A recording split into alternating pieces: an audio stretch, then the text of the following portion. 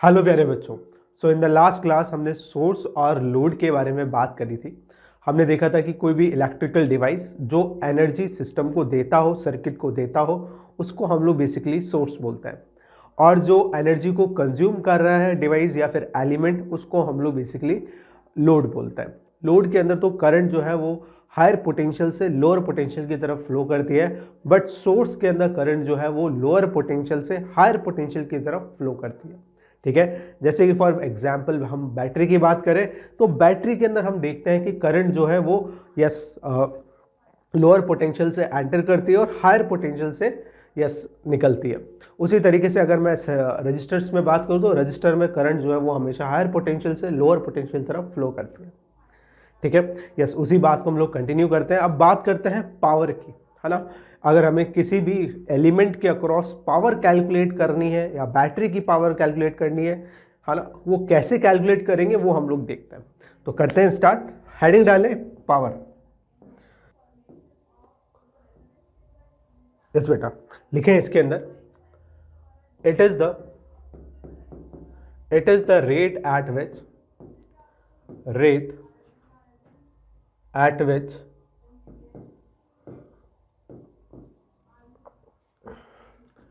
electrical energy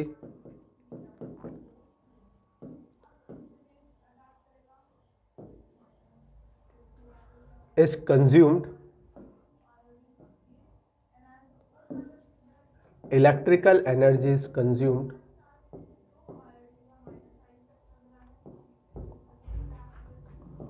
or delivered। ठीक है, yes. Let's say कि इलेक्ट्रिकल एनर्जी को हम लोग यूथ से रिप्रेजेंट कर रहे हैं, तो पावर को हम लोग डेफिनेशन की हेल्प से इस तरीके से लिख सकते हैं, power P is equals to du by dt। ठीक है, this is basically a rate of electrical energy consumed और डिलीवर्ड। ठीक है, du बाई dt हमारे पास आ गया है। चाहे तो SI यूनिट भी लिख सकते हैं हम लोग इसकी।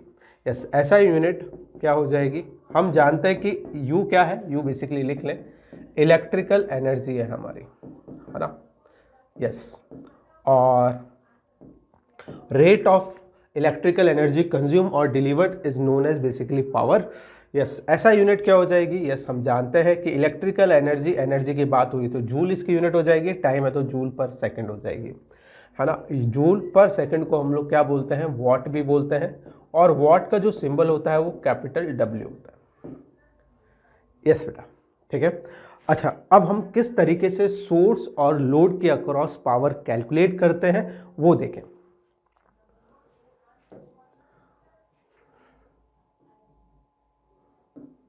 यस, लिख लें, पावर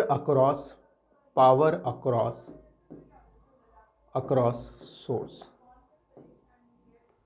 यस, लेट्स से कि कोई भी हमारे पास एक सोर्स है ना। हम आगे देखेंगे कि जरूरी नहीं है बैटरी बेसिकली एनर्जी प्रोवाइड कराती है सिर्फ किसी सर्किट को। हम आगे देखेंगे कि दूसरी भी एलिमेंट्स एज अ सोर्स काम कर सकते हैं, जैसे कि कैपेसिटर जो है, कैपेसिटर के बारे में हम लोग आगे बात करेंगे नेक्स्ट चैप्टर के अंदर। वहाँ पे देखेंगे कि कैपेसिटर भी एक सोर्स के जैसे वर्क कर सकता है सर्किट में। यस, तो हम लोग एक ऐसा बना लेते हैं, कोई भी एक जनरल हम लोग बात कर लेते हैं। लेट्स से कि ये कोई हमारे पास सोर्स है ना, सोर्स है, और सोर्स के अंदर मैंने बताया कि करंट हमेशा लोअर पोटेंशियल से क्या करेगी, एंटर करेगी, और हायर पोटेंशियल से निकलेगी। ठीक है, चाहो तो बैटरी का ही एग्जांपल ले लो। बैटरी में हम लोग करंट कैसे निकालते हैं बच्चे, ऐसे निकालते हैं। ठीक है, हम देख पाते हैं कि ये वाला हायर पोटेंशियल पे, ये लोअर पोटेंशियल पे करंट ऐसे एंटर करती है, तो मैं देख रहा हूँ कि लोअर पोटेंशियल से तो एंटर कर रही है और हायर पोटेंशियल से निकल रही है। ये मेरा क्या है, सोर्स है। ठीक है, यस। इसी तरीके से हम यहाँ पे भी बात कर रहे हैं। देखो बेटा, यस, ये लोअर पोटेंशियल है, इसको जीरो मान लेते हैं, जीरो पोटेंशियल पे, और लेट से ये वी पोटेंशियल पे ये एंड। तो करंट हमेशा लोअर पोटेंशियल से हायर पोटेंशियल, कुछ ऐसे करंट फ्लो कर रही है इसके अंदर, दिख रहा है। तो यहाँ से करंट एंटर करेगी और यहाँ से लेट से करंट लीव कर रही है। पोटेंशियल डिफरेंस कितना है इसके अक्रॉस, देख पा रहा हूँ, वी है ना। यस, वी वोल्ट का एक सोर्स हम लोग बोल सकते हैं। अच्छा, कितनी पावर डिलीवर करेगा ये सोर्स जो है सर्किट को कितनी पावर डिलीवर करेगा वो हम लोग कैलकुलेट करें। या सोर्सेस तो पावर डिलीवर करेंगे और लोड्स जो है वो पावर को कंज्यूम कर सॉरी एनर्जी को कंज्यूम करेंगे। ठीक है, तो लोड्स के लिए तो हम लोग पावर कंज्यूम कैलकुलेट करेंगे या electric rate at which electrical energies consume वो कैलकुलेट करेंगे। और सोर्स के लिए किस रेट से इलेक्ट्रिकल एनर्जी डिलीवर कर रहे हैं वो कैलकुलेट करेंगे। तो हम बेसिकली पावर डिलीवर्ड या फिर बोल सकते हैं rate at which electrical energy is delivered to the circuit वो हम कैलकुलेट कर रहे हैं इस सोर्स के कारण।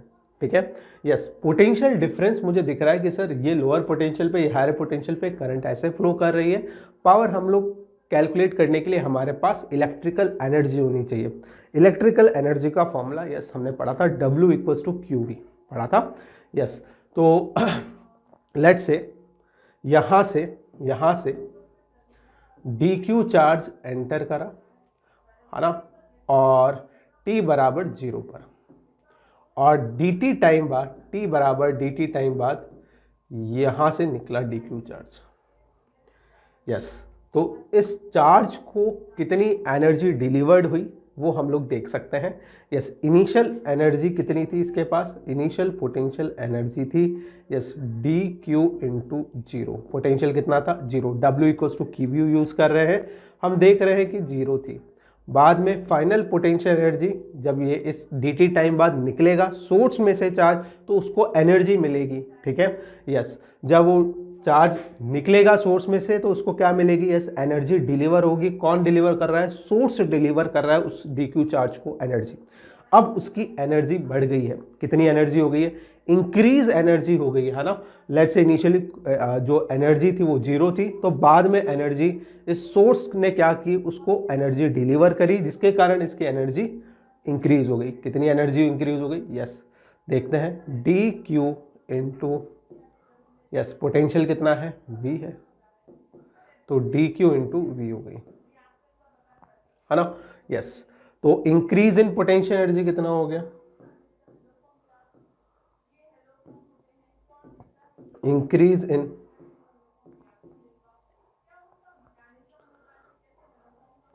इलेक्ट्रिकल एनर्जी हम लोग देख सकते हैं, इंक्रीज इन इलेक्ट्रिकल एनर्जी वो हम कैलकुलेट कर सकते हैं। वो कितनी आ जाएगी, यस बेटा वो आ जाएगी DQ, यस इनका डिफरेंस करेंगे DU हो जाएगा, DU equals to D final potential minus initial potential energy. ठीक है, यस कितना हो गया DQ into V, electrical energy बोल दो वो एक ही बात है। ठीक है, ये तो 0 हो गया, DQ इंटू V आ गया। हमें तो rate at which the electrical energy is delivered वो कैलकुलेट करना है, तो रेट भी कैलकुलेट कर सकते हैं। रेट बेसिकली कैलकुलेट करने के लिए हमें बेसिकली पावर कैलकुलेट करने के लिए पावर डिलीवर्ड हम लोग कैलकुलेट कर रहे हैं बाय द सोर्स कितना हो जाएगा, तो हम बोलेंगे DU बाय DT। ठीक है, DT टाइम में कितना पावर डिलीवर्ड हुआ वो देखें, तो वो होगी DU by DT, by definition हमने ये लिखा। यस, और U का वैल्यू हम जानते हैं, DU का वैल्यू कितना है, yes DQ into V divided by DT। तो फाइनली हमारे पास क्या आ गया, yes V into DQ by DT आ गया, और इसको हम लोग क्या बोल सकते हैं, VI बोल सकते हैं। तो पावर डिलीवर्ड कितना हो गया, power delivered is equals to V into I हो गया। ठीक है, यस, या फिर ऐसा बोल सकता हूँ कि जो एनर्जी डिलीवर हुई DT टाइम में वो कितनी हुई, यस इसको एनर्जी डिलीवर हुई है, देखें इधर DQ into V energy deliver हुई है यहाँ से यहाँ तक। जब चार्ज यहाँ से एंटर करा तो लेट्स से उसके पास एनर्जी 0 थी, सोर्स ने कुछ वर्क किया उसके ऊपर जिसके कारण उसकी एनर्जी इंक्रीज हो गई। ठीक है, सोर्स क्या करता है, एनर्जी देता है। यस, तो उसने वर्क किया, उसके पास चार्ज के पास एनर्जी आ गई, पहले एनर्जी 0 थी, अब उसके बाद देख पा रहे होंगे DQ इंटू V एनर्जी आ गई। ये इलेक्ट्रिकल एनर्जी चार्ज के पास जो आई वो हमने बात करी। फिर उसके बाद कितने टाइम में दी, लेट्स से DT टाइम में दी, तो हमने ये इस तरीके से ड्राइव कर लिया, DU बाई DT की वैल्यूज पुट कर लिए, फाइनली हमारे पास आंसर आ गया। तो power delivered by the source to this charges, yes I into V, या फिर चार्ज के टर्म्स में बात करें तो yes V into D Q by D T. Yes बेटा नोट करें। फिर हम बात करेंगे लोड के ऊपर। देखो ये बात समझने वाली है कि सोर्स जब चार्ज एंटर कर रहा था तो उसके पास कोई एनर्जी नहीं थी, सोर्स ने उसके ऊपर वर्क किया। जैसे बैटरी के अंदर, बैटरी में कौन, लेट्स से कि चार्ज एंटर कर रहा है, ठीक है, बैटरी उसके ऊपर वर्क करेगी। कैसे वर्क करेगी? यस उसके अंदर केमिकल स्टोर होता है, उस केमिकल की हेल्प से सोर्स के चार्ज के ऊपर उसने क्या किया? वर्क किया। तो केमिकल एनर्जी की हेल्प से बेसिकली बैटरी की जो है वो वर्क करेगी चार्ज के ऊपर, जिसकी वजह से उसकी क्या इंक्रीज हो जाएगी? इलेक्ट्रिकल एनर्जी इंक्रीज हो जाएगी। ठीक है, चाहे तो इसको बैटरी से भी देख लें एक बार। देखो बेटा इसको बैटरी से भी समझ लो एक बार। लेट्स से कि ये हमारा यस लोअर पोटेंशियल, ये हमारा हायर पोटेंशियल, ये बेसिकली हमारा ऐसा समझ लो कि सोर्स है। ठीक है, यस ये सोर्स हो गया। मैं कोई पॉजिटिव चार्ज, जनरल बात कर रहा हूँ, मैं एक पॉजिटिव चार्ज ले रहा हूँ सो डैट तुम कंफ्यूज ना हो। लेट्स से यहाँ से डी क्यू चार्ज एंटर हुआ, यस, और यहाँ से लीव किया, यस। इस टर्मिनल का पोटेंशियल मान लो कि V वोल्ट की बैटरी थी, तो इस एंड का पोटेंशियल 0 वोल्ट था, तो इस एंड का पोटेंशियल कितना हो जाएगा? मैंने बताया था ओम्स लॉ में भी V वोल्ट हो जाएगा। अगर V वोल्ट की बैटरी है तो उसके अक्रॉस जो पोटेंशियल डिफरेंस मेंटेन रहेगा वो V वोल्ट रहेगा। तो इस एंड का अगर 0 वोल्ट तो इस एंड का V वोल्ट। ठीक है, इस बैटरी का काम ही पोटेंशियल डिफरेंस मेंटेन करने का होता है। यस, तो यहाँ से डी क्यू चार्ज एंटर हुआ, पहले एनर्जी 0 थी उसके पास, बाद में जब बैटरी क्या करेगी? यहाँ से देखें, यहाँ से जब बैटरी यहाँ से यहाँ पर जाएगी, इस टर्मिनल पे जाएगा चार्ज, तो देखो डी क्यू चार्ज को ये पॉजिटिव टर्मिनल क्या करेगा? रिपेल करेगा। लेकिन क्या करेगा? यस, बैटरी के अंदर एक केमिकल एनर्जी है ना। बैटरी में क्या होती है? केमिकल एनर्जी होती है। उस केमिकल एनर्जी की हेल्प से ये बैटरीज डी क्यू चार्ज पे वर्क करेगी और चार्ज इधर पहुंच जाएगा, वी पोटेंशियल पे पहुंच जाएगा। अब उसके पास जो पहले एनर्जी यहाँ पर कितनी थी? तुम बोलोगे सर पहले तो एनर्जी 0 थी, अब कितनी आ गई? V इंटू डी क्यू आ गई। ठीक है, यस, इतनी इलेक्ट्रिकल एनर्जी उसकी इंक्रीज हो गई। कितने टाइम में हो गई? dt टाइम में हो गई। तो ये इसकी क्या हो गई? पावर डिलीवर्ड हो गई इस बैटरी की। ठीक है, तो कोई भी बैटरी अगर हम बात करें V वोल्ट की बैटरी, उसमें करंट आई फ्लो करे तो पावर इक्वल्स टू VI हम लोग बोल सकते हैं। नोट करें बेटा, फिर हम आगे बात करते हैं और लोड के बारे में। यस बेटा, अब हम बात करते हैं power delivered by the load. ठीक है, sorry, power delivered to the load, by the load नहीं, टू द लोड। ठीक है, यस लिखें। हाँ, लोड को तो पावर डिलीवर करेगा कौन? करेगा, सोर्स करेगा बेसिकली। ठीक है, तो लिखें पावर डिलीवर्ड, पावर डिलीवर्ड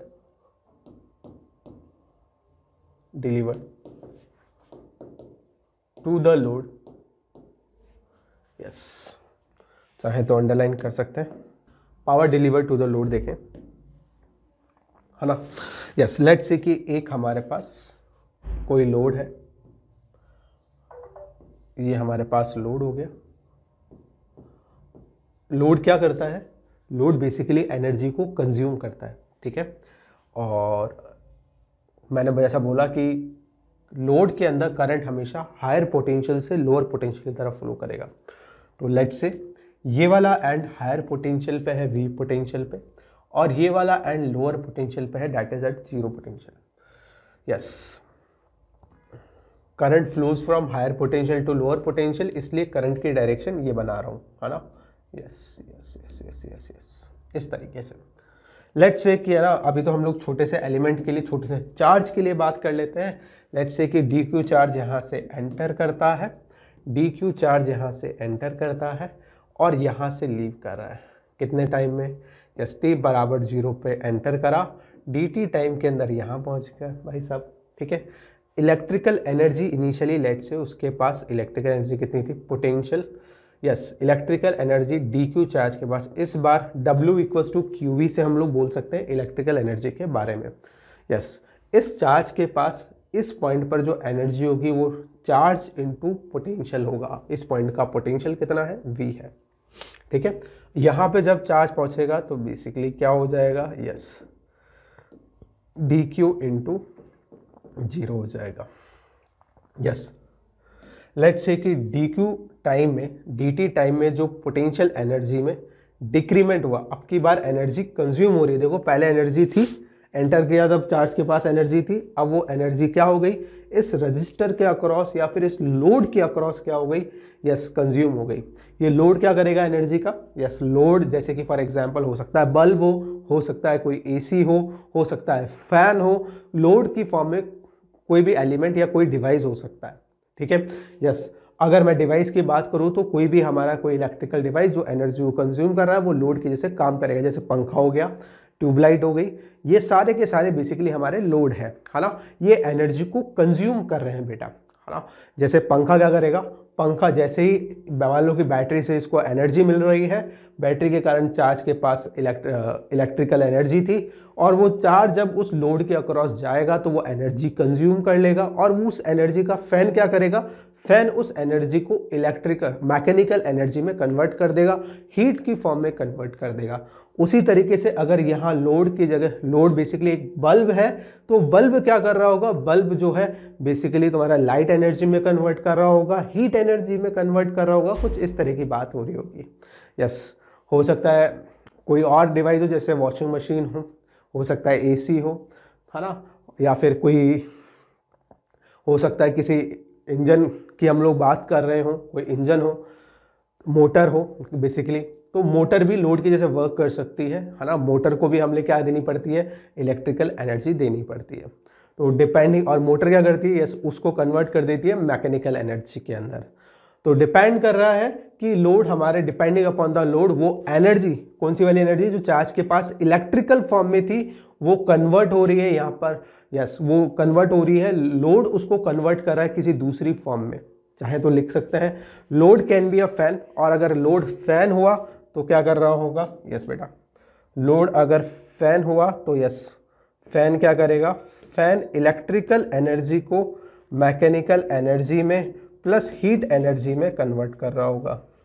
अगर लोड यहाँ पर कोई मोटर हुई तो मोटर क्या करेगी, यस मोटर को हमें इलेक्ट्रिकल एनर्जी देनी पड़ती है, और वो इलेक्ट्रिकल एनर्जी को मैकेनिकल एनर्जी में कन्वर्ट करती है। पानी को क्या करती है, थ्रो करती है ऊपर की तरफ, यस एच हाइट पे। और क्या कर सकती है, यस हो सकता है ये कोई बल्ब हो लोड, ठीक है, अगर लोड बल्ब हुआ तो उस केस में इलेक्ट्रिकल एनर्जी को लाइट एनर्जी में और किस में कन्वर्ट कर देगा, हीट एनर्जी में कन्वर्ट कर देगा। यस बेटा, है ना, इस तरीके से बात हो रही है।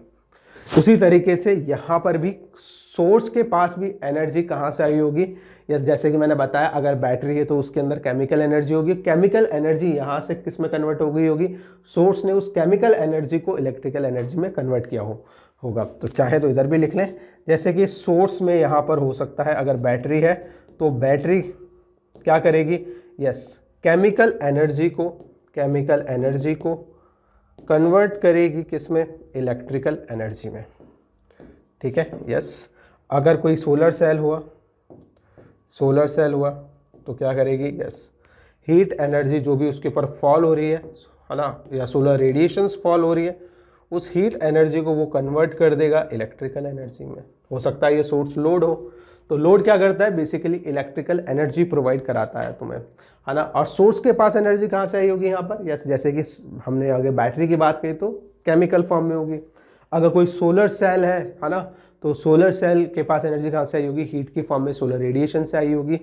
इस तरीके से सोर्स के पास भी किसी दूसरे फॉर्म में एनर्जी होगी, फिर वो किस में कन्वर्ट हो जाएगी, इलेक्ट्रिकल एनर्जी में कन्वर्ट हो जाएगी। आई होप बातें क्लियर हो गई होगी। यस तो चलते हैं, हम इस लोड की बात कर रहे थे पावर की, तो पावर का बेसिक फॉर्मूला हमने देखा, power is equals to D U by D T. Yes बेटा, है ना, तो इंक्रीमेंट कितना हुआ, डी यू कितना हो गया, यस हम लोग देख सकते हैं यहाँ से हमारे पास डी यू आ गया, यस फाइनल माइनस इनिशियल। इस बार एनर्जी का लॉस हो रहा है इसलिए माइनस में आएगा, है ना, यस तो फाइनल माइनस इनिशियल करेंगे तो वी डी क्यू आ जाएगा। ऑलरेडी हमें पता है कि लॉस हो रहा है तो माइनस साइन को भी कंसिडर नहीं कर रहे हैं, वी डी क्यू बेसिकली आ गया डिवाइड कितने टाइम में, डी टी टाइम में हुआ ये काम, तो पावर का फॉर्मूला आई वी आ गया। ये पावर कंज्यूम हुई है, नेगेटिव साइन आ रहा है इसका मतलब पावर कंज्यूम हो रही है यहाँ पे, ठीक है, yes power consumed, power consumed. Yes बेटा, आई होप क्लियर हो गई होगी बात किस तरीके से, यस किस तरीके से कोई भी इलेक्ट्रिकल डिवाइस सोर्स या लोड की जैसे वर्क करता है, वो हमें आगे होगा समझ। देखिए अब हम लोग बात करते हैं सर्किट में रजिस्टर्स बेसिकली क्या करते हैं, एक लोड की जैसे वर्क करते हैं। तो लेट्स से कि हम लोग कैलकुलेट करते हैं पावर अक्रॉस अ रजिस्टर, ठीक है। यस यस, लेट्स से कि हमारे पास एक रेजिस्टेंस है R, ठीक है, उसमें से करंट फ्लो कर रही है I, और उसके अक्रॉस पोटेंशियल डिफरेंस है V का, यानी कि ये वाला एंड हायर पोटेंशियल पे करंट अगर ऐसे फ्लो कर रही है, और वो बेसिकली अगर लोड है, रजिस्टर्स तो लोड की जैसे वर्क करते हैं तो एनर्जी कंज्यूम कर रहे होंगे। यस, तो यहाँ पे हायर पोटेंशियल और यहाँ पर लोअर पोटेंशियल। यस, कितनी एनर्जी कंज्यूम करेंगे तो हम लोग आसानी से कैलकुलेट कर सकते हैं। Yes, power equals to current into potential difference. कितना पोटेंशियल डिफरेंस है, तो मैंने डिफरेंस किया V माइनस 0 किया तो मेरे पास V पोटेंशियल आ गया, ठीक है। रजिस्टर के अक्रॉस पोटेंशियल डिफरेंस कितना दिख रहा है बच्चे, तुम बोलोगे सर V दिख रहा है, तो V आ गया। करंट कितनी फ्लो कर रही है, I फ्लो कर रही है, तो ये पावर अक्रॉस द रजिस्टर होगी। क्या इसको दूसरे फॉर्म में भी लिखा जा सकता है, बिल्कुल लिखा जा सकता है। देखें, इसको हम लोग इस तरीके से भी लिख सकते हैं, I into, yes, Ohm's law use करते हैं, यूजिंग ओम्स लॉ हम ऐसा बोल सकते हैं V equals to I R. Potential difference कितना, तुमने बोला सर रजिस्टर के अक्रॉस ओम्स लॉ लगता है, पोटेंशियल डिफरेंस के अक्रॉस है V minus 0 that is V। Current I flow कर रही है, रेजिस्टेंस है R, तो V equals to I R हमारे पास आ गया यूजिंग ओम्स लॉ। तो V की जगह मैं ऐसा लिख देता हूँ I इंटू आर, तो पावर का एक फॉर्मूला और आ गया I स्क्वायर R। क्या दूसरे तरीके से भी लिख सकते हैं, यस, इसको और भी तरीके से लिख सकते हैं, इन टर्म्स ऑफ वोल्टेज भी लिख सकते हैं। तो I को अगर मैं V बाय आर करूँगा तो भी आंसर आ जाएगा। तो पावर इक्वल्स टू कितना हो गया, V स्क्वायर बाय आर आ गया। तो तीन फॉर्मूलेज बेसिकली मेरे पास आए। पहला ये वाला फॉर्मूला आया, ठीक है, दूसरा ये वाला फॉर्मूला, और तीसरा ये। डिपेंडिंग अपॉन आर रिक्वायरमेंट कि अगर हमें करंट और वोल्टेज के टर्म्स में बात करिए तो हम बेसिक फॉर्मूला ही यूज़ करेंगे, और अगर हमें रेजिस्टेंस पता है, करंट पता है, सेकंड वाला फॉर्मूला है ना। अदरवाइज ये आगे हम लोग देखेंगे, आगे हम बल्ब्स वाले क्वेश्चंस देखेंगे कि किस तरीके से इन फॉर्मूलाज को यूज़ करना है, वो हम लोग सीख जाएंगे आगे। यस, तो मैं कंक्लूड कर देता हूँ एक बार। पावर के तीन फॉर्मूले फॉर अ रजिस्टर हमने पढ़ा। पहला तो बेसिक फॉर्मूला VI, दूसरा हमने पढ़ा R रजिस्टर है तो I स्क्वायर R, तीसरा हमने पढ़ा V square by R। Basically तीन फॉर्मूलेज हमने यहाँ पर पढ़े बेटा, है ना। ये तीन फॉर्मूले हमने पढ़े पावर के, जो हमें ध्यान में रखने हैं। नोट करें इसको बेटा। यस बेटा, लेट्स से कि है ना, यहाँ से चार्ज Q एंटर करा, कितना चार्ज Q एंटर किया, तो उसके पास एनर्जी कितनी होगी, तुम बोलोगे sir energy is equals to QV। यहाँ पे पोटेंशियल है V, चार्ज है Q, तो एनर्जी हो जाएगी इसके पास QV, ठीक है। यस, फिर बाद में यहाँ पर कितनी, यहाँ पर फाइनली सारी की सारी एनर्जी लेट्स से कि हीट की फॉर्म में क्या हो गई, डेसिपेट हो गई। तो फाइनल एनर्जी कितनी बचेगी, फाइनल पोटेंशियल एनर्जी इसके पास 0 जूल बची। और मैंने बोला कि लेट्स से कि सारी की सारी एनर्जी हीट की फॉर्म में यहाँ पर रजिस्टर के थ्रू डेसिपेट हो गई in the form of heat. Yes, तो हम लोग heat energy dissipated across resistor R लिख सकते हैं। यस, तो कैसे लिखेंगे, देखें, heat energy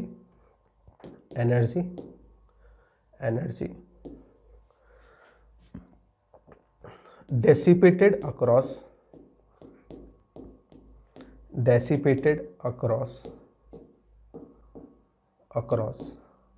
register R S. देखें क्या हो जाएगा, तो heat energy H is equals to, yes, energy, heat energy को हम लोग पावर इनटू टाइम लिख सकते हैं। Yes, energy equals to power into time, ठीक है। यस, यहाँ पर लेट्स से कि पावर जो है वो कितनी हो जाएगी, हमने अभी कैलकुलेट करी थी, ये हमारी डिफरेंट फॉर्म्स है पावर की।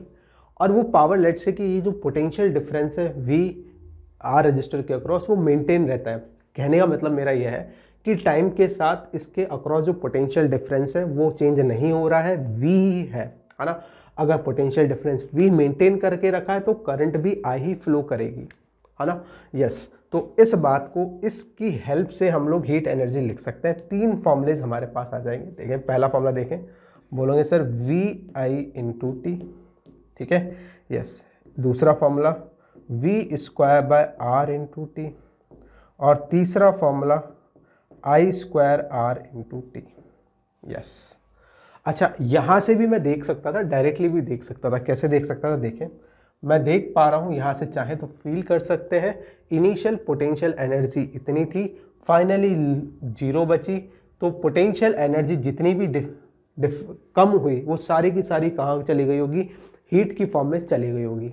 तो हीट की फॉर्म में कितनी एनर्जी चलेगी, तुम बोलोगे सर क्यूवी थी, 0 हो गई, तो हीट एनर्जी कितनी हो गई, हीट एनर्जी जो यहाँ पर डिसिपेट हुई हीट एनर्जी की फॉर्म में, हीट, यस, हीट एनर्जी यहाँ पर जो डेवलप हुई वो हुई क्यू वी, ठीक है, यस। क्यू को हम लोग लिख सकते हैं आई इंटू टी, करंट फ्लो कर रही है आई, टी टाइम के लिए फ्लो करी लेट्स से, तो हमारे पास आ जाएगा आई वी इंटू टी, है ना। इस तरीके से भी बोला जा सकता है, और वही बात को हम लोग यहाँ पे लिख रहे हैं। यस, ये वही फॉर्मुलेज है, तीनों की तीनों वही फॉर्मुलेज है, आई वी टी, ये रहा।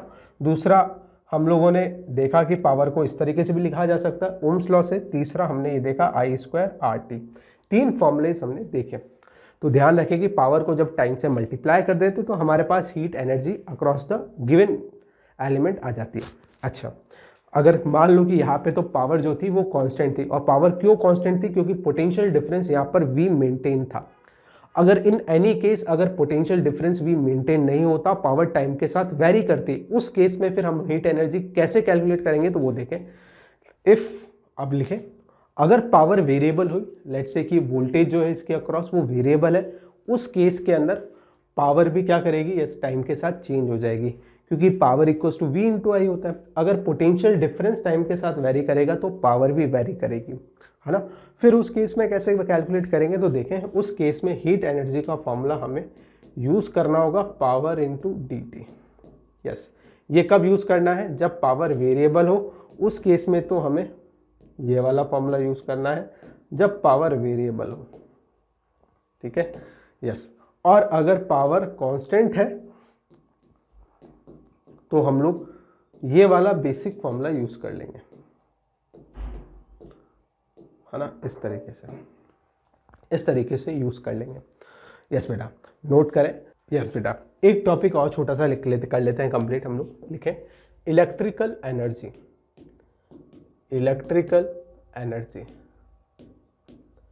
यस, इलेक्ट्रिकल एनर्जी बेसिकली होती क्या है, हम लोग ऐसा बोल सकते हैं, electrical energy is basically power into time,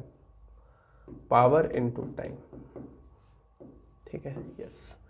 अच्छा, इसकी यूनिट क्या होती है, यस, ऐसा यूनिट इसकी हो जाएगी जूल। एनर्जी की यूनिट क्या होती है बेटा, जूल होती है, जिसे रिप्रेजेंट करता है। यस, कॉमर्शियली इलेक्ट्रिकल एनर्जी की जो यूनिट होती है वो किलोवाट आवर होती है। हमारे जो इलेक्ट्रिसिटी बिल आते हैं वो भी किस टर्म्स में कैलकुलेट होते हैं, यूनिट्स के टर्म्स में कैलकुलेट होते हैं। जितनी यूनिट्स हम लोग कंज्यूम करते हैं उसके अकॉर्डिंग हमारा बिल आता है, और 1 यूनिट को हम लोग 1 किलोवाट आवर बोलते हैं, और वही हमारी क्या होती है, वही हमारी कॉमर्शियल यूनिट होती है। कहने का मतलब, हम एक और यूनिट की बात कर रहे हैं यहाँ पर, वो यूनिट क्या है, कॉमर्शियल यूनिट है, ठीक है।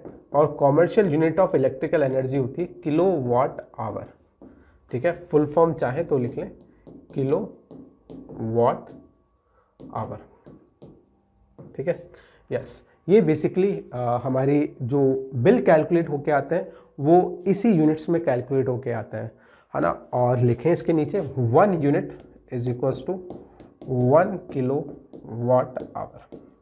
Yes, 1 unit equals to 1 kilo watt hour, ठीक है, यस। देखें, किलोवाट आवर और जूल में रिलेशन भी देख लें, relation between kilowatt hour and joule, ठीक है, यस। हम क्या करते हैं, किलोवाट आवर को जूल में कन्वर्ट कर लेते हैं। जूल क्या है, ऐसा यूनिट है, तो जितनी भी ये टर्म्स हैं उन सभी को हम लोग ऐसा यूनिट में कन्वर्ट कर लेते हैं कि करके। किलो को क्या लिख सकते हैं, 1000 लिख सकते हैं, ठीक है। वॉट ऑलरेडी एक ऐसा यूनिट है। आर को हम लोग सेकंड में लिख लेते हैं। 1 आवर में कितने मिनट्स होते हैं, तो हम बोलोगे सर 60 मिनट्स होते हैं।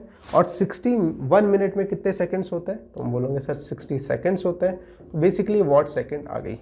और वॉट सेकंड को ही हम लोग जूल बोलते हैं। तो 6 6 36 इंटू 10 की पावर 5 वॉट सेकंड को हम लोग क्या बोलते हैं, जूल बोलते हैं। इसी को मैं ऐसा लिख सकता हूँ 3.6 इंटू 10 की पावर 6 जूल। तो 1 kilowatt hour is equal to 3.6 into 10 की पावर 6 जूल होता है, ठीक है।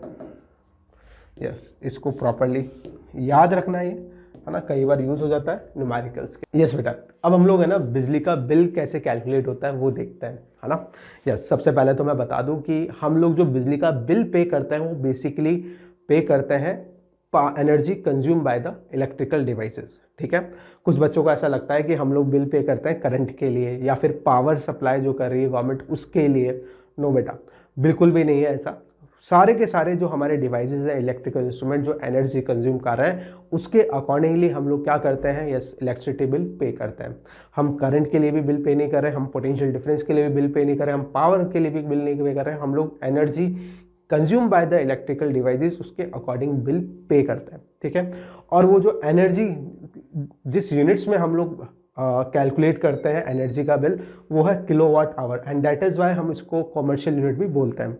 और एक यूनिट की कॉस्ट हमारी government of India, government of जो भी हमारी स्टेट है वो डिफाइन करती है कि एक यूनिट की कॉस्ट इतनी रहने वाली है ना। यस, तो एक न्यूमेरिकल की हेल्प से हम लोग समझने की कोशिश करते हैं। उससे पहले एक डे टू डे लाइफ से एक एग्जाम्पल हम लोग लेते हैं। कोई भी बाजार में, कोई मार्केट में अगर हम लोग कोई इलेक्ट्रिकल डिवाइस खरीदने जा रहे हैं तो उसके ऊपर एक पावर रेटिंग दे रखी होती है ना। उसके डब्बे के ऊपर एक, तुम ध्यान से पढ़ोगे तो उसके ऊपर एक पावर रेटिंग होती है ना। और पावर रेटिंग में ये लिखा हुआ होता है कि वो कितने वोल्टेज पे वर्क करेगा और उस वोल्टेज पे कितनी पावर सप्लाई करेगा वो दे रखा होता है, पावर कंज्यूम करेगा ये दे रखा होता है, ठीक है। यस, जैसे कि मैं अगर एसी की बात करूं तो एसी के अंदर 1.5 टन, 2 टन, 3 टन के एसीज आते हैं। टन का मतलब यहाँ पे वॉट से है ना। 1.5 टन का मतलब मेरा हो गया 1500 वॉट का, 1500 वॉट का एसी। उसी तरीके से 2 टन का एसी आता है तो इसका मतलब हो गया 2000 वॉट का एसी, है ना। ये इतनी पावर कब कंज्यूम करेगा, जब हम इसको सप्लाई करेंगे 220 वोल्ट। इस तरह की रेटिंग लिखी हुई होती है हर इलेक्ट्रिकल डिवाइस पे, लिखी हुई होती है कि वो कितने वोल्टेज पे वर्क करेगा और उस वोल्टेज पे वो कितनी पावर कंज्यूम करेगा लिखा हुआ होता है। जैसा कि इंडिया में बात करें तो सारे घर के अंदर कितनी सप्लाई होती है, 220 वोल्टेज सप्लाई होता है, ठीक है। तो जितने भी डिवाइसेस बनाए जाते हैं वो 220 वोल्ट के हिसाब से बनाए जाते हैं और 220 वोल्ट के हिसाब से ही उनकी पावर कंज्यूम लिखी जाती है। तो लेट्स से कि अगर बल्ब है ऐसे, है ना, मान लो कि कोई बल्ब है खरीदने गए तुम, तो उसके कवर के ऊपर ये लिखा हुआ होगा, है ना, कि वो कितने वोल्टेज पे वर्क करने वाला है और उस वोल्टेज पे कितनी पावर कंज्यूम करेगा वो लिखा हुआ होता है। जैसे यूजुअली तुमने सुना होगा 0 वाट का बल्ब, 100 वाट का बल्ब, 10 वाट का बल्ब। तो बेसिकली वो क्या है, वो ये है कि वो बल्ब 220 वोल्ट के ऊपर, क्योंकि घर में हमारे सप्लाई 220 वोल्ट आती है, तो जितने भी डिवाइसेस होते हैं, जितने भी डिवाइसेस होते हैं उन सब पे पावर इस वोल्टेज के अकॉर्डिंगली क्या होती है, डिस्क्राइब होती है। तो 100 वाट का मतलब ये है कि वो जो बल्ब है 220 वोल्ट के ऊपर 100 वाट की पावर कंज्यूम करने वाला है, ठीक है। यस बेटा, इस तरीके से डिफाइन होती है। इसी को हम बोलते हैं power rating of a electrical instrument. इसको क्या बोलते हैं, पावर रेटिंग बोलते हैं। इसका मतलब मैं अगेन रिपीट कर रहा हूं कि इसका मतलब यह है कि 220 वोल्ट पर ये बल्ब जो है वो 100 वाट का, यस, 100 वाट पावर कंज्यूम करने वाला है, ठीक है। या बोल सकते हैं कि 1 सेकंड में 100 जूल एनर्जी कंज्यूम करने वाला है। चलो अब हम लोग एक क्वेश्चन की तरफ बढ़ते हैं। क्वेश्चन देखें एक, लेट्स से कि हमारे घर के अंदर है ना 4 बल्ब हैं, ठीक है, ईच ऑफ 100 वाट, ठीक है। यस, इस तरीके से साथ के साथ 2 एसी हैं, बढ़िया वाले एसी लगा रखे हैं अपन ने, और each of 2 kilowatt. Calculate electricity bill of C bill for 1 day if cost of 1 unit is equals to 10 rupees, ऐसा हमें दे रखा है। ठीक है बच्चे, तो देखें सॉल्यूशन इसका। सबसे पहले बल्ब कितनी एनर्जी कंज्यूम करेंगे वो देख लेते हैं। एक बल्ब कितनी एनर्जी कंज्यूम करेगा वो देखें। तो जैसा कि देख पा रहा हूँ, मुझे जो एनर्जी कैलकुलेट करनी होगी वो इस टर्म्स में करनी होगी, किलोवाट आवर में कैलकुलेट करनी होगी। यहाँ पे तो वाट दे रखा है, तो वाट को मुझे किलोवाट में कन्वर्ट करना पड़ेगा। तो देखें, energy consume bye a one bulb, एक बल्ब ने कितनी एनर्जी कंज्यूम करी मैं वो लिख रहा हूँ पहले। ठीक है, तो एक बल्ब ने एनर्जी जो कंज्यूम करी वो पावर इनटू क्या करेंगे, यस टाइम करेंगे। यस टाइम तो दिया ही नहीं, फॉर 10 आवर्स कर लेना, 10 घंटे के लिए हमने काम में लिया है बल्ब को। तो पावर कितनी है, तुम बोलोगे सर पावर है 100 वाट। कितने टाइम के लिए कंज्यूम किया, तो यस 10 आवर्स के लिए हमने इसको यूज़ किया। यस तो कितना आ जाएगा, यस ये जो एनर्जी है ये तो वाट आवर में आई, हम इसको किस में कन्वर्ट करना वाट आवर में आई। अब हमें इसको किस में कन्वर्ट करना है, किलो वाट में कन्वर्ट करना है। किलो वाट में कन्वर्ट करने के लिए 1000 आ गया, वाट को किलो वाट में कन्वर्ट करने के लिए 1000 से डिवाइड करेंगे। ठीक है, यस ये किलो वाट आवर में आ गई। कितनी आ गई, तो energy consume by one bulb आ गया, 10 घंटे में उसने 1 किलोवाट आवर एनर्जी कंज्यूम कर ली। तो 4 बल्ब्स ने कितनी कर ली, तो हम बोलोगे 4 बल्ब्स ने 4 किलोवाट आवर, यहाँ पे KW आएगा, 4 किलोवाट आवर एनर्जी कंज्यूम कर ली। या फिर 1 किलोवाट आवर को 1 यूनिट बोला जा सकता है, तो 4 बल्ब ने मिलकर 4 यूनिट एनर्जी कंज्यूम कर ली, है ना। यस, और 1 यूनिट की कॉस्ट 10 रुपये है, इसलिए एक दिन में कितने रुपए का बिल आ गया तुम्हारे बल्ब के कारण, 40 रुपये का बिल आ चुका है। अब बात करते हैं AC के कारण। एक AC कितने किलोवाट का है, 2 किलोवाट का है। तो देखें, मैं ऊपर बिल कैलकुलेट कर देता हूँ, देखें यस सेकंड पेज पे देख लें। एनर्जी कंज्यूम्ड बाय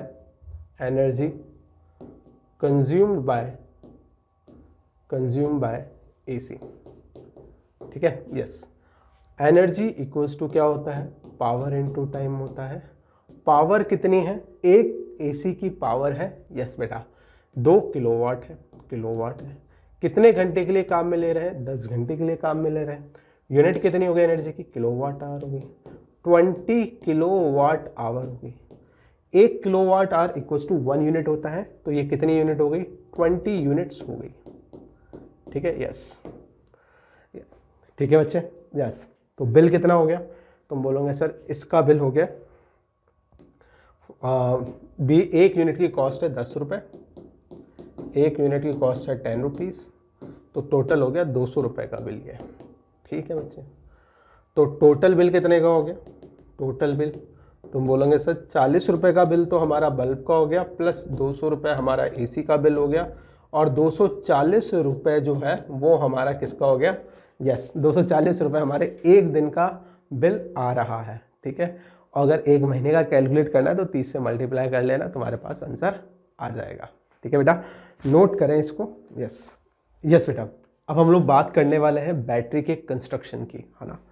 बैटरी के बारे में थोड़ा बहुत आइडिया तो हमें लग ही चुका है कि बैटरी का काम क्या है। तो battery basically potential difference maintain करती है अक्रॉस इट्स टर्मिनल्स। ठीक है, तो लिख लेते हैं इसका डेफिनेशन, एक बार लिखें। It maintains a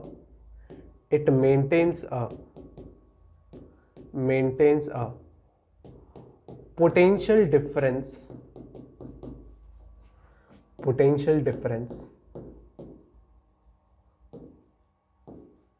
across its terminals।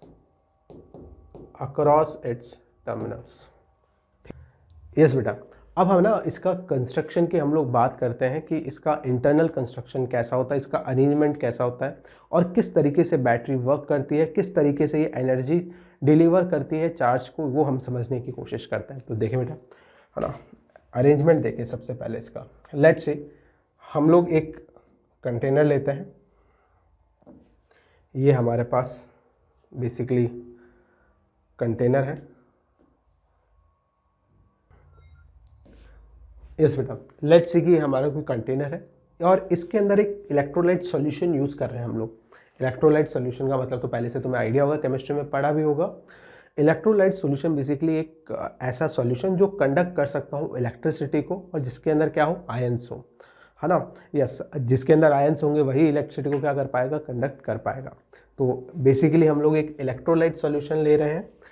Let's say कि हम रिप्रेजेंट कर देते हैं, यहाँ पे हमारे पास एक इलेक्ट्रोलाइट सॉल्यूशन है इस कंटेनर में, और इलेक्ट्रोलाइट सॉल्यूशन के साथ साथ हम लोग दो मेटल प्लेट्स भी यूज़ कर रहे हैं।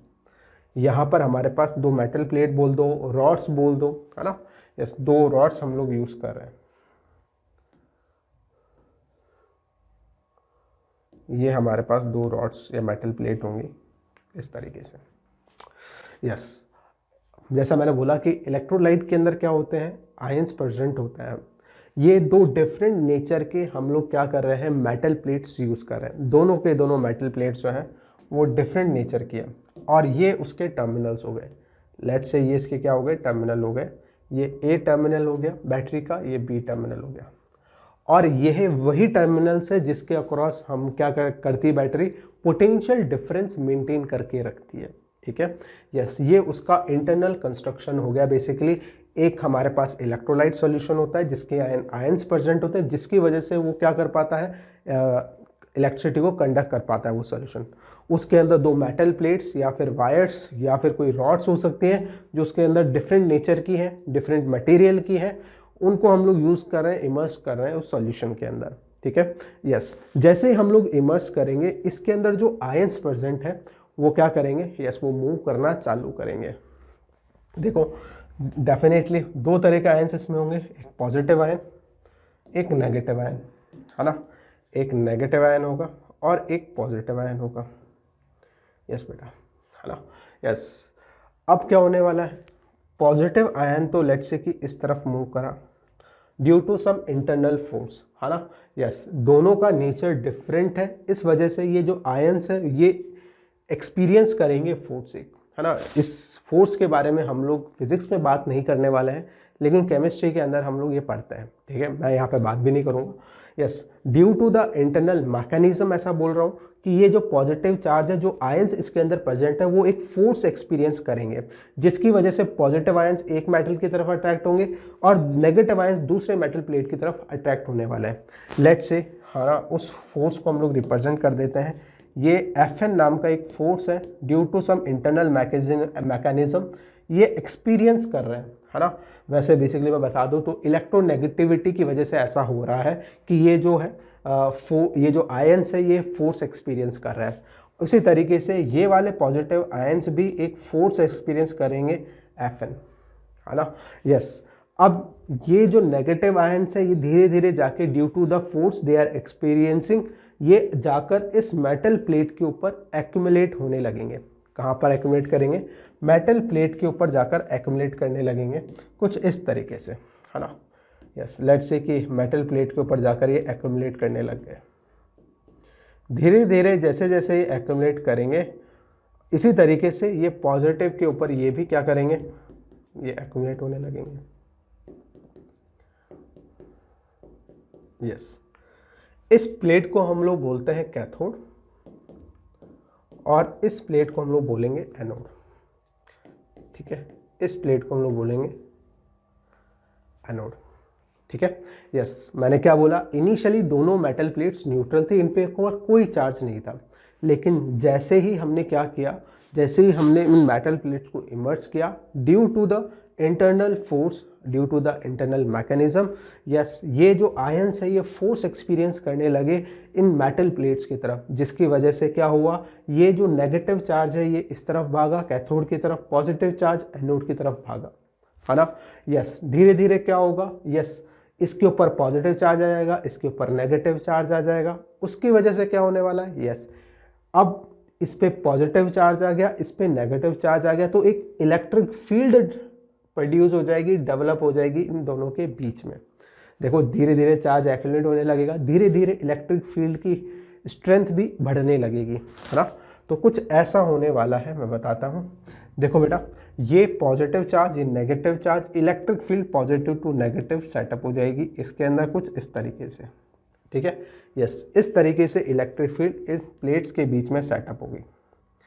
यस, जैसे जैसे चार्ज एक्यूमुलेट होने लगेगा वैसे वैसे क्या होने लगेगा, इलेक्ट्रिक फील्ड बढ़ने लगेगी। एक पॉइंट आएगा जब ये चार्जेस जो है, इस नेगेटिव चार्ज पर क्या था, Fn फोर्स लग रहा था इस तरफ, है ना, और पॉजिटिव चार्ज के ऊपर फोर्स लग रहा था Fn इस तरफ। मैंने बोला कि ड्यू टू इंटरनल मैकेनिज्म बोल सकते हो कि ये फोर्स एक्सपीरियंस कर रहे थे चार्ज पार्टिकल, है ना। यस, अब due to the accumulation of charges on this plate, यहाँ पे पॉजिटिव चार्ज एक्यूमुलेट हुआ, यहाँ पर नेगेटिव चार्ज एक्यूमुलेट हुआ। क्यों एक्यूमुलेट हुआ, क्योंकि आयंस इनकी तरफ अट्रैक्ट हुए, ये नेगेटिव आयन इनकी तरफ एक्यूमुलेट हुआ, जिसकी वजह से ये तो नेगेटिव चार्ज हो गई, ये पॉजिटिव चार्ज हो गई, जिसकी वजह से इलेक्ट्रिक फील्ड सेटअप हुई। और इस इलेक्ट्रिक फील्ड के कारण इस नेगेटिव चार्ज के ऊपर तो फोर्स कहाँ लगेगा, यस, इलेक्ट्रिक फील्ड के अपोजिट डायरेक्शन में लगेगा। कहाँ लगेगा, तुम बोलोगे सर ऐसे लगेगा, QE। और पॉजिटिव चार्ज के कारण, पॉजिटिव चार्ज पे कैसे लगेगा, in the direction of electric field, ऐसे लगेगा, ठीक है। यस, मैं बना देता हूं। देखो, इलेक्ट्रिक फील्ड के अपोजिट डायरेक्शन पे लगता है फोर्स नेगेटिव चार्ज पर, और पॉजिटिव चार्ज पर in the direction of electric field लगता है इस तरीके से। अच्छा, धीरे धीरे धीरे धीरे इलेक्ट्रिक फील्ड की स्ट्रेंथ बढ़ रही है ना, चार्जेस एक्यूमुलेट हो रहे हैं, और एक पॉइंट आएगा जब ये फोर्सेस क्या हो जाएंगे, बैलेंस हो जाएंगे। एक टाइम आया जब Fn और QE बराबर हो गए, उसके बाद चार्जेस इधर से इधर मूव नहीं कर पाएंगे। उस पॉइंट को हम लोग बोलेंगे इलेक्ट्रोस्टैटिक इक्विलिब्रियम बोल सकते हैं, या इक्विलिब्रियम स्टेट बोल सकते हैं, या स्टडी स्टेट बोल सकते हैं, ठीक है। एट इक्विलिब्रियम क्या होने वाला है, मैं लिख देता हूं। At equilibrium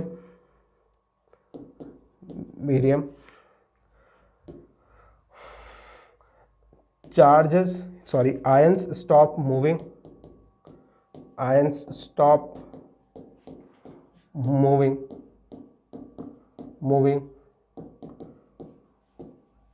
towards the metal plate,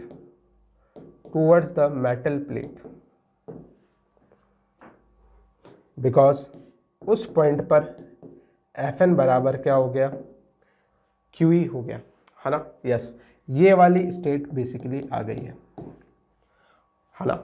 yes, अब यहाँ पर क्या हो गया, यहाँ पर पॉजिटिव चार्ज डेवलप हो गया, इस प्लेट पर नेगेटिव चार्ज हो गया, एक स्टडी स्टेट आ गई। अब चार्जेस का मूवमेंट नहीं हो रहा है। क्यों नहीं हो रहा है, क्योंकि इलेक्ट्रिक फील्ड भी एक अपोजिट डायरेक्शन में फोर्स लगाने लगी Fn के, जिसकी वजह से चार्जेस अब आगे मूव नहीं कर पा रहा है। सॉल्यूशन में क्या है, सॉल्यूशन हमने एक इलेक्ट्रोलाइट सॉल्यूशन लिया है, उसके अंदर क्या रहते हैं, आयंस प्रेजेंट होते हैं, जिसकी वजह से वो क्या कर पाता है, इलेक्ट्रिसिटी कंडक्ट कर पाता है।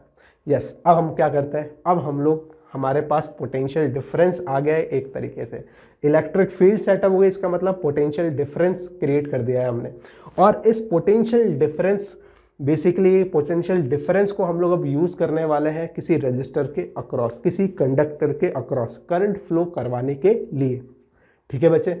यस, तो अब देखते हैं आगे। बेसिकली यही जो पोटेंशियल डिफरेंस है, यस, इसी को हम यूज करने वाले हैं, है ना। इलेक्ट्रिक फील्ड सेटअप हो गई, इसका मतलब पोटेंशियल डिफरेंस क्रिएट हो गया यहाँ पर। देखें अब कैसे, जब हम लोग रजिस्टर लगाते हैं तो कैसे करंट फ्लो करती है बैटरी के अंदर, है ना, उसका अंदर किस तरीके से मैकेनिज्म होता है वो देखते हैं। तो देखें, यस, इसको हम कॉपी कर लेते हैं। यस बेटा, दूसरे पेज पे लेके जाते हैं, यहाँ पे यूज करते हैं। यस बेटा, अब हम लोग क्या कर रहे हैं, एक रजिस्टर कनेक्ट करते हैं इसके अक्रॉस। लेट्स से कि एक रजिस्टर मैं इसके अक्रॉस क्या कर रहा हूँ, कनेक्ट कर रहा हूँ, R वैल्यू का एक रजिस्टर इसके अक्रॉस कनेक्ट कर रहा हूँ, ठीक है। जैसे ही मैं रजिस्टर कनेक्ट करूँगा, yes, A and B are the terminals of a battery. अगर फील नहीं आ रही है तो मैं तुम्हें देखो ऐसे बना सकता हूँ।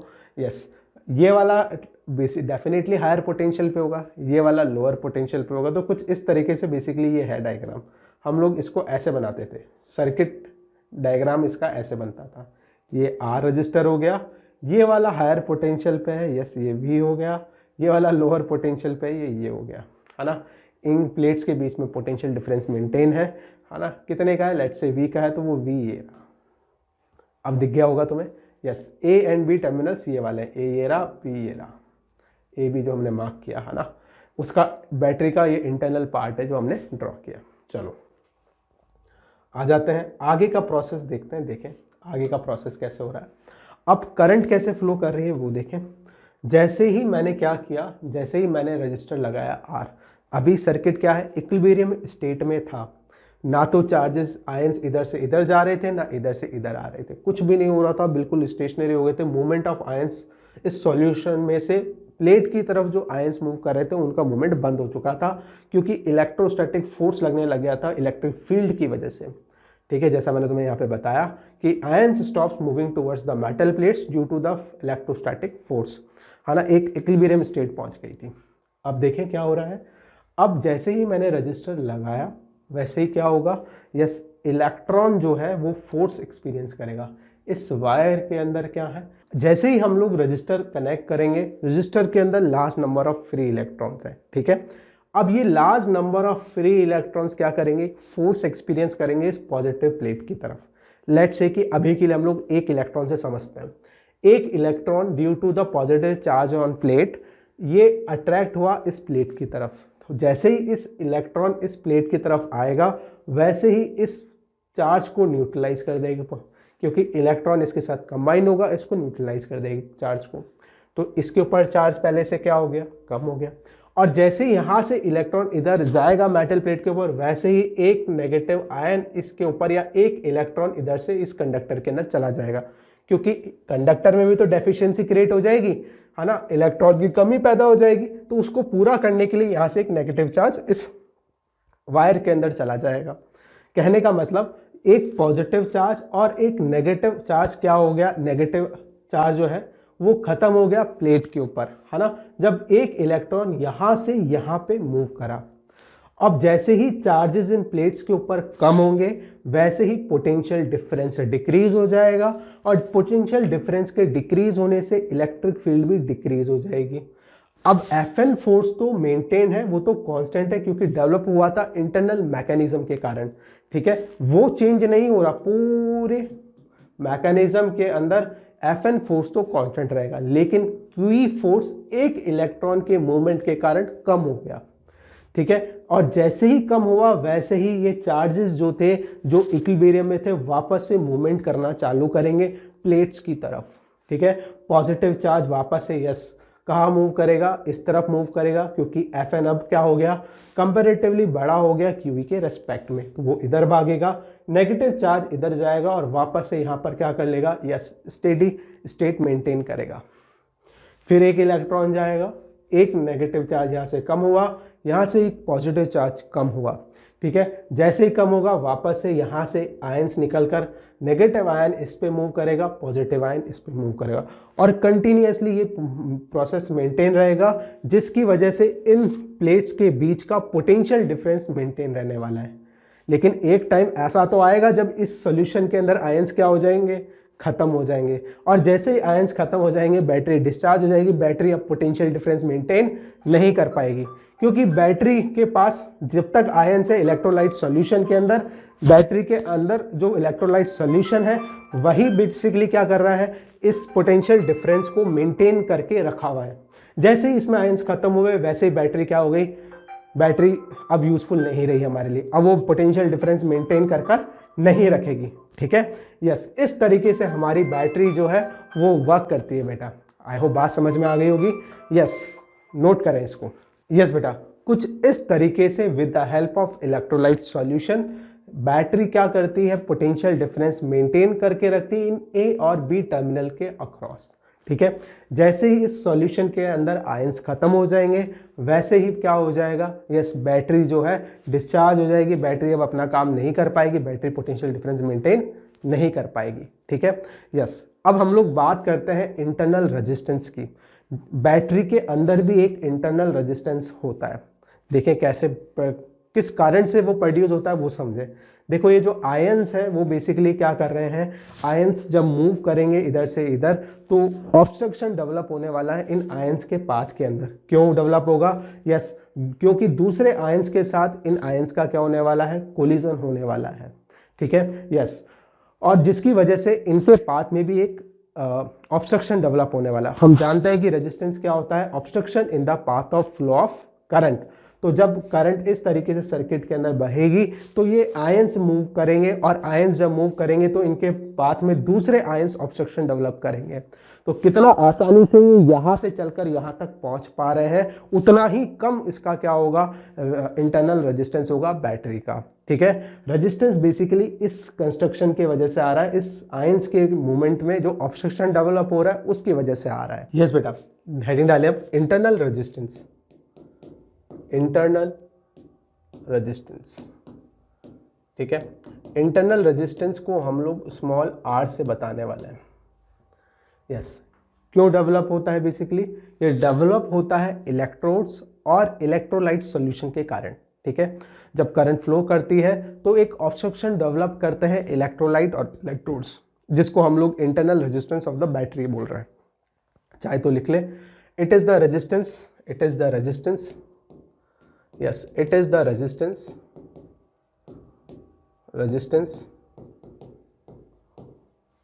offered by the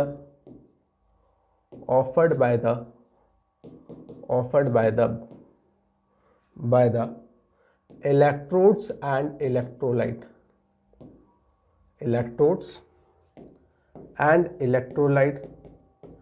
and electrolyte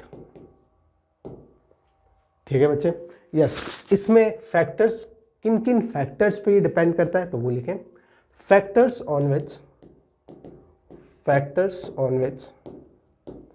on which internal resistance depends, internal resistance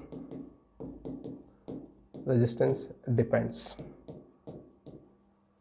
पहला लिखें, यस,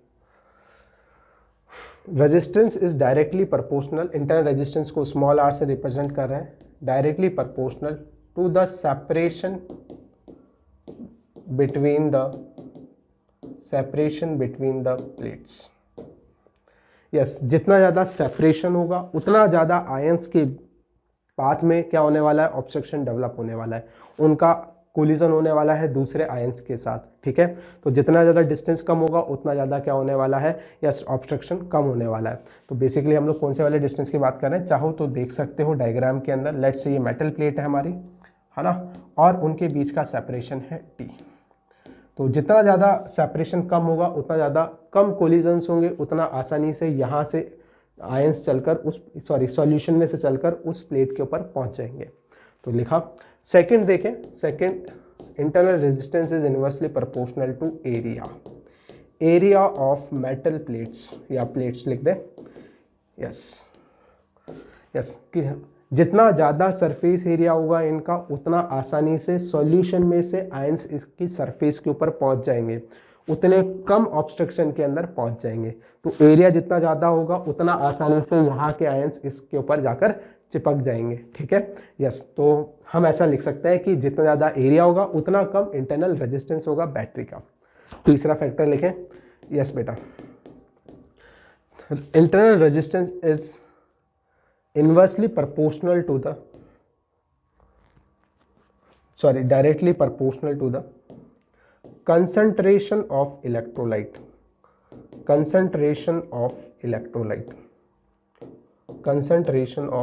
क्या मतलब है इसका? इसका मतलब ये है कि जितना ज़्यादा कंसनट्रेटेड सॉल्यूशंस होगा उतने ज़्यादा दूसरे आयंस प्रेजेंट होंगे और उतनी ज़्यादा टक्कर होगी। तो कंसनट्रेशन ज़्यादा होगी तो इंटरनल रेजिस्टेंस भी ज़्यादा होगा, उतना ही ज़्यादा ऑब्स्ट्रक्शन होगा। लास्ट एक और फैक्टर लिखें, फोर्थ, टेम्परेचर पर। इंटरनल रेजिस्टेंस जो है वो टेम्परेचर के ऊपर भी क्या करता है, डिपेंड करता है, टेम्परेचर के ऊपर। यस बेटा, ये 4 फैक्टर्स है जिसके ऊपर बेसिकली इंटरनल रेजिस्टेंस डिपेंड करता है ना। टेम्परेचर जितना ज़्यादा होगा उतना कम इंटरनल रेजिस्टेंस होने वाला है। यस, इस बात को हम लोग डे टू डे लाइफ से भी कनेक्ट कर सकते हैं, जैसे कि बैटरी है ना, हमारे पास एक्टिवा है लेट्स से, और एक्टिवा को जब हम सर्दी में चालू करते हैं तो थोड़ी परेशानी आती है ऑन करने में, है ना, उसको डायरेक्टली ऑन करने में, है ना, बिना किक के। यस, बैटरी से ऑन करने की कोशिश करते हैं तो वो आसानी से ऑन नहीं होती सर्दियों में, बट गर्मी में बहुत आसानी से ऑन हो जाती है। उसका रीज़न क्या है कि यस, टेम्परेचर कम होते ही रेजिस्टेंस क्या हो जाता है, बढ़ जाता है। और रेजिस्टेंस के बढ़ने से क्या होगा, यस, जो करंट हमें बेसिकली चाहिए गाड़ी को ऑन करने के लिए, वो करंट बैटरी प्रोवाइड नहीं करा पाती, है ना, जिसकी वजह से गाड़ी जो है सर्दियों के अंदर आसानी से चालू नहीं हो पाती। बट गर्मियों में टेम्परेचर क्या होता है, ज़्यादा होता है, तो रेजिस्टेंस कम हो गया, और रेजिस्टेंस कम हो गया तो करंट ज़्यादा फ्लो करेगी। यस, और करंट जितनी नीडेड है गाड़ी को ऑन करने के लिए वो आसानी से बैटरी प्रोवाइड करा देती है। तो रेजिस्टेंस अगर बढ़ जाएगा बैटरी का तो करंट क्या हो जाएगी, कम हो जाएगी सर्किट के अंदर, जिसकी वजह से गाड़ी आसानी से चालू नहीं हो पाएगी। यस बेटा, ये हमारा डे टू डे लाइफ का एप्लीकेशन हो गया बैटरी के रेजिस्टेंस का टेम्परेचर के रिलेशन के साथ। थैंक यू वेरी मच बच्चों, and have a nice day.